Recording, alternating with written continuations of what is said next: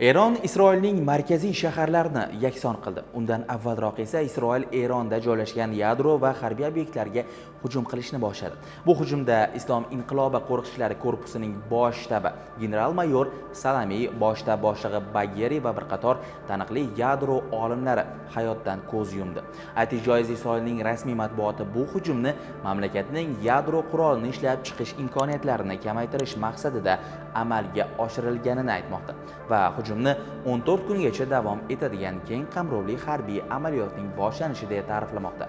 Tahlilchilarga ko'ra, bu harakat mintaqada yirik urushni boshlashi mumkin. Isroilning bu bosimi mintaqada va global xavfsizlikda katta o'zgarishlarga olib kelishi ehtimoldan xoli emas. Ammo Eronning javobi ham yomon bo'lmadi. Eron uzoq kutib o'tirmay Isroilga hujum uyushtirdi. Uzoq masofaga uchirilgan raketalarga qarshi Isroilning temir gumbaz himoya qalqoni ojiz qoldi.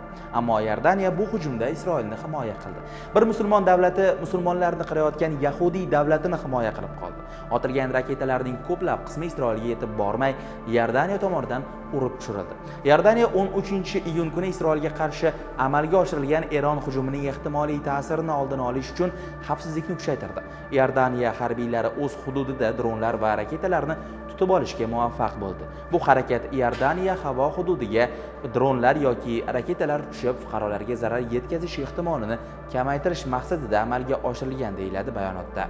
Iordaniya qurolli kuchlari bayonotida mamlakatning barcha chegaralarini himoya qilishga tayyor ekanligi ta'kidlanadi. Avvalgi hujum vaqtida bunkerga yashiringan va qochayotgan kadrlarga tushib qolgan Netanyahu bu gal Gretsiyaga qochdi.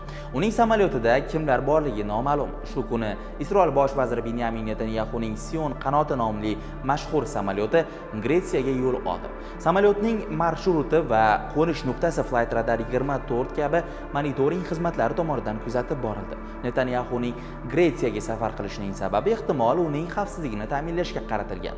Ba'zi ekspertlar Netanyahuning o'zini xavf ostida his qilganini va diplomatik yoki harbiy muvofiqlashtirish uchun neytral hududga chiqishga qaror qilganini ta'kidlamoqda. Lekin bu Isroilparast ommaviy axborot vositalarining yumshoqini so'zib, aslida u qochdi. Netanyahu avvallari ko'p marotaba, ayniqsa Livandagi Hizbulloh harakati bilan yuzaga kelgan to'qnashuvlar davomida ham xatar ostida qolgan edi. Hizbullohning raketali hujumlari Isroilning strategik nuqtalarini nishonga olishda davom etayotgan bir vaqtda ham shunday bo'lgan. Ushbu holatda AQSh prezidenti Trampning siyosiy pozitsiyasi va ichki siyosatdagi ta'siri qanday bo'lyapti? AQSh prezidenti Donald Tramp 2024-yilgi saylovlar oldidan o'zining birinchi Amerika siyosatini ilgari surish niyatida ekanini aytgan. Biroq Isroilning Eronga qarshi hujumlarini qo'llab-quvvatlash Trampning o'zi ilgari aytgan tinchlikni yaratish va'dasiga zid kelmoqda. Trampning MAGA, ya'ni Make America Great Again tarafdorlari orasida Isroilni qo'llab-quvvatlashga qarshi kattagina noroziliklar hanuz davom etmoqda. Respublikachilar orasida, ayniqsa yoshlar ichida Isroilga nisbatan salbiy munosabatlar kuchaygan. Trampning o'zi ham buni tan olmoqda va respublikachilarning aksariyati, ayniqsa uning asosiysi MAGA bazasi Isroilning harbiy harakatlariga qarshi turishini bildirgan.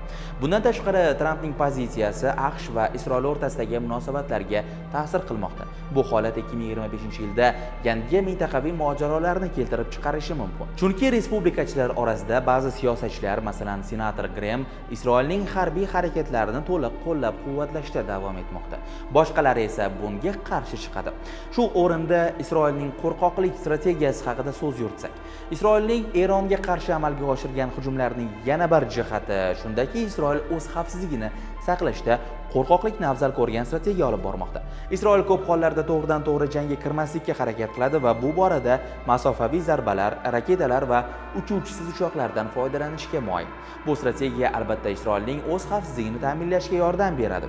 Lekin shu bilan birga mintaqada yanada jiddiy qarama-qarshiliklarni yuzaga keltiradi ham. Isroil Eronga shundoq zarbalar berdi-yu, shu zahoti o'ziga qaytgan raketalar yomg'irdan himoyalanish uchun butun dunyodan yordam so'radi. Ochiqchasiga, mana bu endi ta'riflab bo'lmas harakat. Xulosa shuki, Isroilning Eronga qarshi olib borgan hujumlari butun mintaqa va dunyo uchun strategik xavflarni keltirib chiqarishi mumkin. Eronning bu hujumga javobi va AQShning siyosiy pozitsiyasi global xavfsizlik va iqtisodiy holatni keskin o'zgartirishi ehtimoldan yiroq emas. Mintaqadagi mamlakatlar va xalqaro hamjamiyat ushbu vaziyatni yaqindan kuzatib borishlari zarur. Kuzatib boryapti ham. Shunday ekan bizdan uzoqlashmang va fikrlaringizni izohlarda yozib qoldiring.